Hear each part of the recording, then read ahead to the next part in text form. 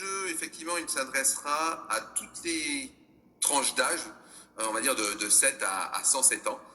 Effectivement, il y aura des questions pour les adultes, mais c'est aussi une volonté de notre part, comme je l'ai dit tout à l'heure à monsieur le journaliste, c'est qu'on a aussi la volonté de créer des questions pour les enfants, de manière à ce que les petits puissent aussi participer au jeu, rendre le jeu familial, intergénérationnel, et qu'ils puissent redécouvrir également, eux, de leur côté, les richesses qui les entourent. Rapidement dans le jeu, en fait, on a différents types de cartes. Alors, je sais que vous en avez un sous la main, mais c'est pas grave, je vais vous en montrer un quand même. Là, j'ai pris le jeu du Briançonnais, je crois, qui est sorti l'année dernière. Donc, en fait, on a à la fois des questions pour les adultes. Alors, quand je dis questions, ce qui est important de préciser, c'est qu'on va également intégrer des charades, des devinettes, des questions humoristiques.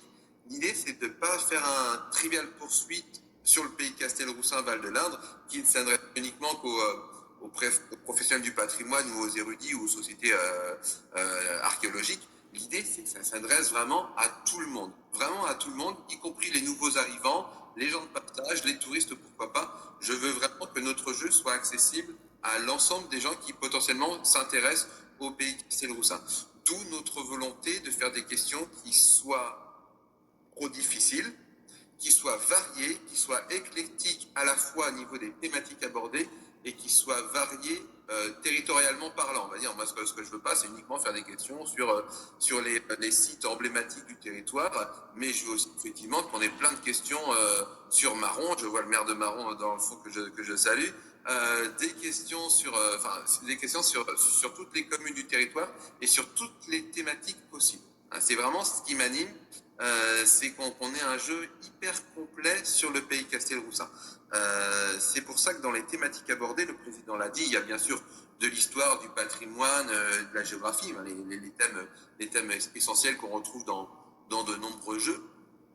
Mais néanmoins, moi, mon objectif, c'est aussi de sortir un petit peu des sentiers battus et de faire découvrir des choses qui sont parfois un petit peu moins connues et qui se trouvent à un quart d'heure ou 20 minutes des habitants.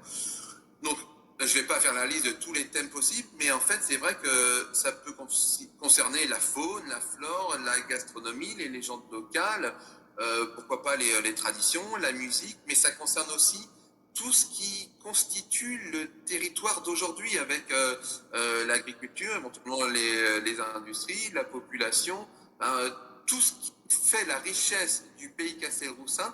Je souhaiterais qu'on puisse l'aborder, le mettre dans le jeu de société pour montrer à la fois les richesses et les trésors passés sur l'histoire américaine à Châteauroux, etc., mais aussi montrer que ce territoire d'aujourd'hui, il a énormément de richesses. Donc, on mettra également en valeur les différents festivals et les animations qui sont actuellement aujourd'hui pour vraiment montrer la richesse passée et actuelle du territoire. Donc voilà, ça, on va tâcher de retranscrire sous forme de questions. Comme je le disais, il ne faut pas que les questions soient trop difficiles, sinon les gens ne voudront plus y jouer.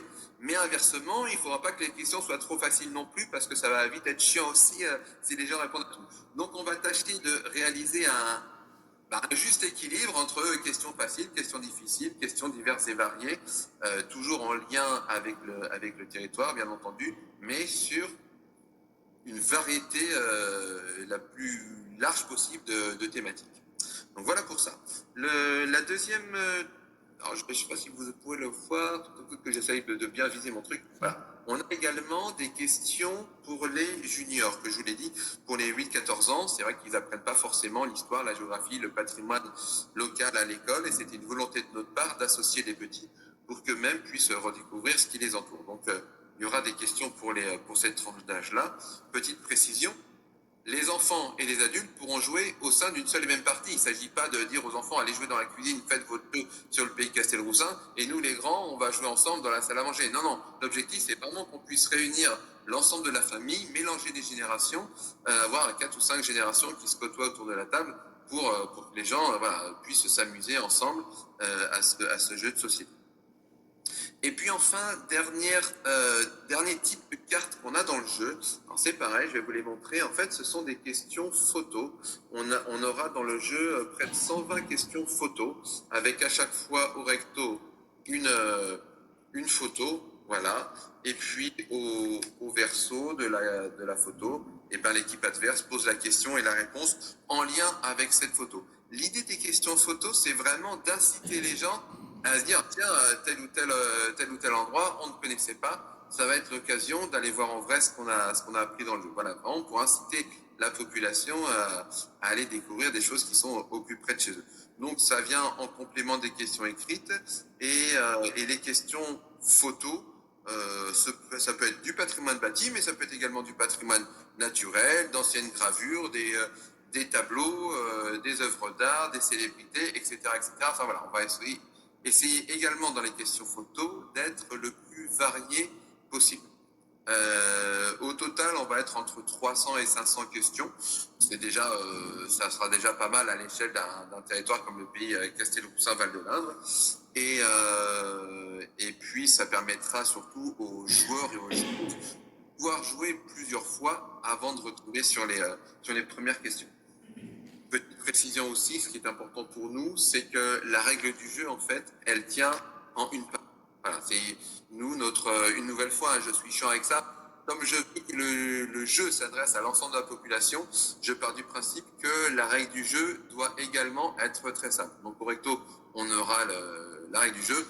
Et au verso, il y aura tout le texte de Monsieur le Président qui fera son édito et qui présentera à la fois le, le territoire et puis les objectifs du jeu pour les habitants et le pays. Voilà pour ça. La dernière petite chose, c'est, enfin, il est essentiel pour jouer, c'est le plateau de jeu. Alors bien sûr, vous l'avez également, mais j'ai pris en sauna, il faut se projeter sur le pays Castelroussin. Mais je précise que l'ensemble des 26 communes toutes les communes seront bien sûr indiquées sur le plateau de jeu. Et une nouvelle fois, il y aura bien des questions ou des devinettes sur l'ensemble des communes.